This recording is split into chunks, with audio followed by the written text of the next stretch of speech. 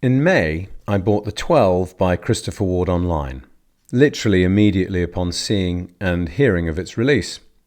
I'd never been remotely interested in the Christopher Ward brand before, nor in any of their watches. I didn't particularly like the look of the watches I'd seen, so I did never feel the urge to give the brand very much of my attention. That was until Christopher Ward launched the Bel Canto. Mainly, the Bel Canto watch was interesting to me because of the combination of two things: its chiming complication and its remarkable affordability. Personally, I didn't like the look of it then and still don't. I appreciate there are many who do, but really I couldn't help but applaud the potential market disruption by Christopher Ward for producing a timepiece with this complication at a price point that makes such a timepiece so much more accessible to so many more people. The launch of the 12 elicited a similar response and admiration from me, and my ears instantly pricked up after learning that now there was a similarly affordable Christopher Ward watch that might just press a few of my hot buttons. That's how the 12 became, for me, an impulse purchase. How could a watch like this, that promises so much on paper, be as affordable as this? It seems incredible. Had I paused to think about it and investigate a little further, I might have noticed the brand's 60/60 guarantee, which means you can return your watch to Christopher Ward within 60 days for a full refund. And if it develops a fault within 60 months, that's 5 years, Christopher Ward will repair or replace the movement free of charge. Very good. But in all honesty, I didn't know about the 60/60 guarantee until after I'd made the purchase and received the purchase confirmation email from Christopher Ward. I just hadn't stopped to look. In the moment, I was excited and made the purchase on a whim, and with a sense of wonder and excitement at how Christopher Ward were now threatening to disrupt the integrated bracelet watch market with such an affordable and seemingly credible offer. I've previously had a look at and handled a watch which has drawn comparisons by some to the 12, the Tissot PRX. Admittedly, my experience of that watch has only been brief, basically in shops, but each time I've come away feeling as though I wanted to put the PRX down and give it a wide berth. It's just not for me, mainly because to me it feels cheap. I guess I'm just not interested. It did nothing for me. So now I wondered, is the 12 better than that? Can it really rival some of the more expensive integrated bracelet watches, and at this wow price point? Or is the 12 just a really good watch for the money? The 12 captured my attention for a number of reasons. The integrated bracelet style, the case size and thickness, or more appropriately, its thinness. The fact that it doesn't have the words Christopher Ward written on the dial. I didn't like this at all, and rather do like the newer flag logo. And also the fact that I could own the 12 in titanium, which is a very different material from my other integrated bracelet watches in stainless steel. Of the two available colour variations, I wasn't brave enough to go with the purple version. Besides, I liked the smoky, dark blue dial colour, which I felt was rather distinctive and fun. Plus the movement in the titanium version also made sense to me because it promises greater and more acceptable accuracy. This is something I've heard very little about elsewhere, but the accepted tolerances with the movement in the stainless steel versions would frankly drive me to distraction. I did have one pretty big reservation with titanium though. Having previously handled the Bulgari Finissimo in titanium, I couldn't help but be disappointed with the feel of the titanium, which to my mind didn't feel like luxury. Instead, it felt rather cheap and moonswatch in hand and to the touch. Currently, my only titanium watch is the Bremont Endurance, which, whilst being light by design, nevertheless feels much more substantial and luxurious. As an aside, it's odd how some variations of stainless steel and titanium can disappoint. For me, this Parmigiani Fleurier in stainless steel was a huge letdown when I tried it on wrist recently. I love the design of the watch and really wanted to fall in love with this timepiece, having seen it in videos online, but for some reason, in the metal, It felt surprisingly and dishearteningly cheap and much too shiny. It's difficult to explain why, but I thought it was awful. Perhaps it was the lighting in the shop, but regardless, for me, it was all wrong. So my main curiosity with the 12 is, how's it going to feel? Will I experience buyer's remorse at having been so impulsive? Will I regret the purchase, or will the 12 run alongside and measure up to the bigger boys? Ultimately, at the time I bought the 12 online, it made me question whether I have overpaid for so many of my existing watches. Previously, I've only made videos on watches that I personally own, and whilst I have paid for the 12, the practical reality is that I'm not scheduled to receive mine until the 10th of November. Ultimately, excitement got the better of me, and I reached out to the team at Christopher Ward, who are happy to make a watch in titanium available to me, which happens to be the exact same watch that I've bought.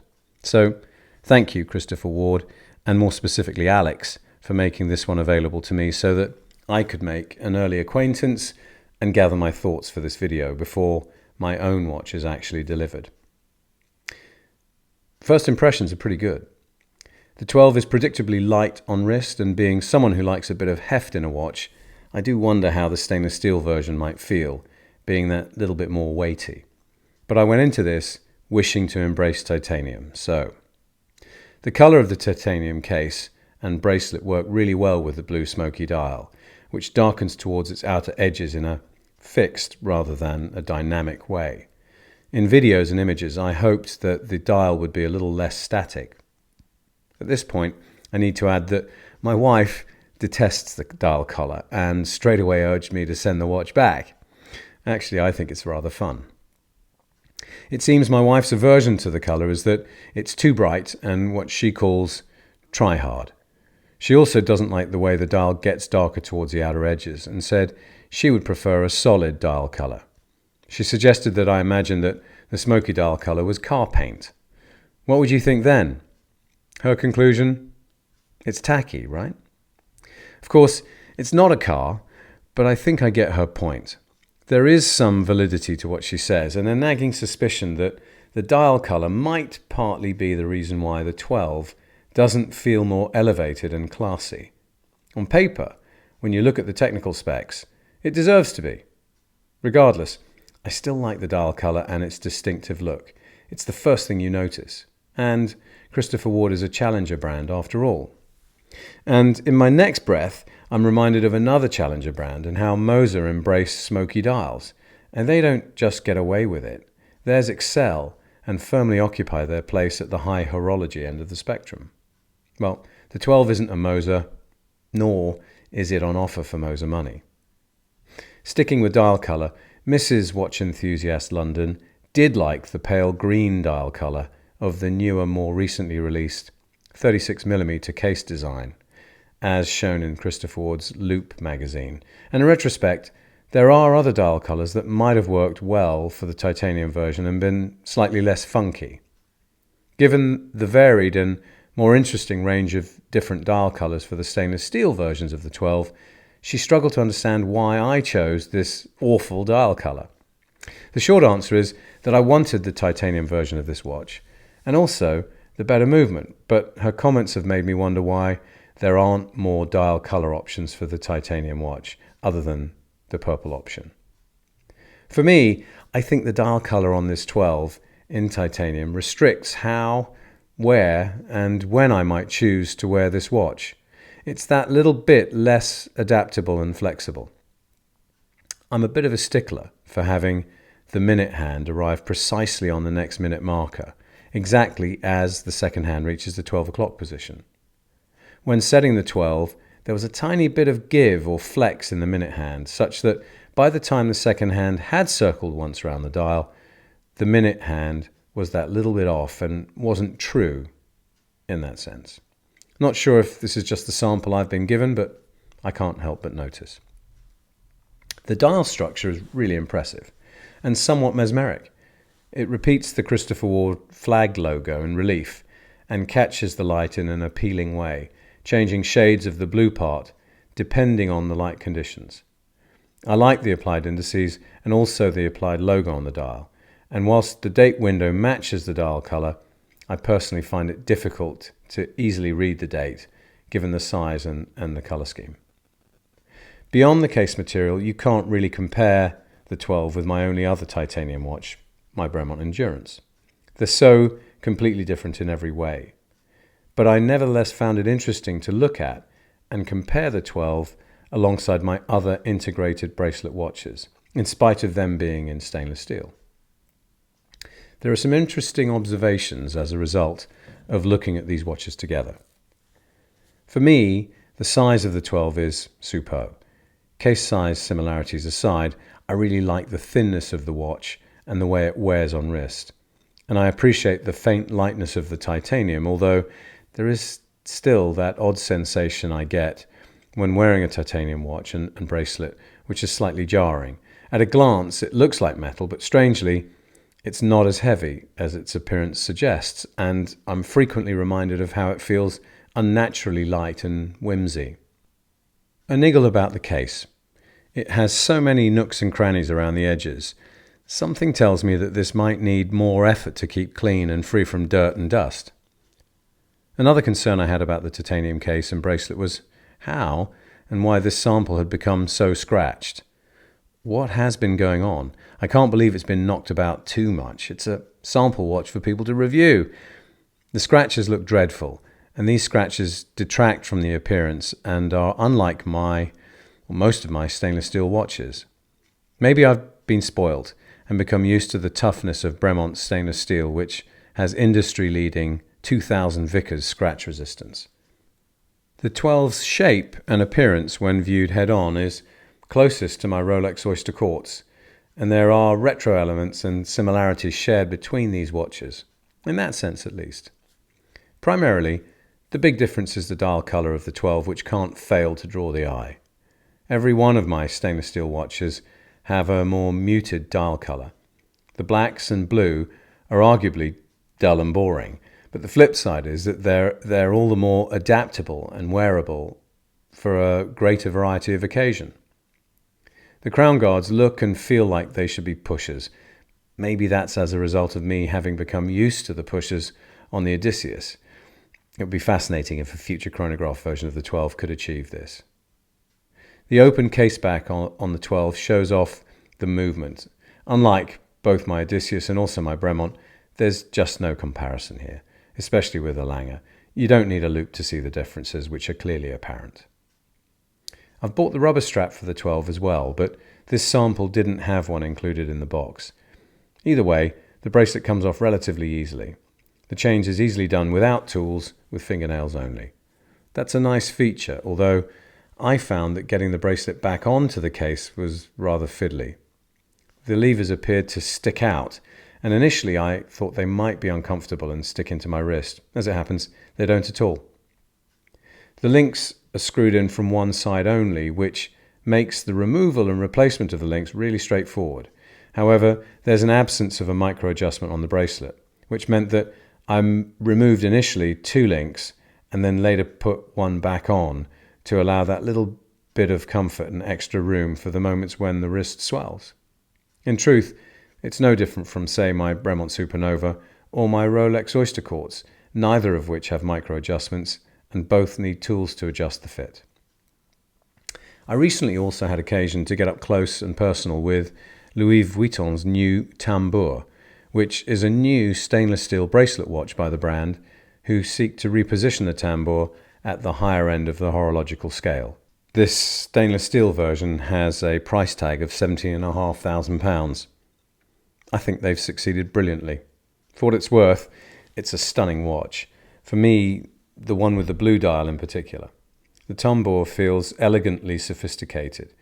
The bracelet is beautifully executed, and the absence of lugs and the way the bracelet meets the really thin case seems to give the watch a more jewellery feel. I believe the tambour is a watch that we'll hear a lot more about over time, and doubtless Louis Vuitton are likely to build on this format with additional complications. Anyway, back to the 12. How does the 12 measure up to such competition? Well, in short, it doesn't. It's not a giant killer in that respect, but nor can the 12 be expected to measure up against such competition. How could I, or indeed anyone, expect it to? Christopher Ward have never pretended it can.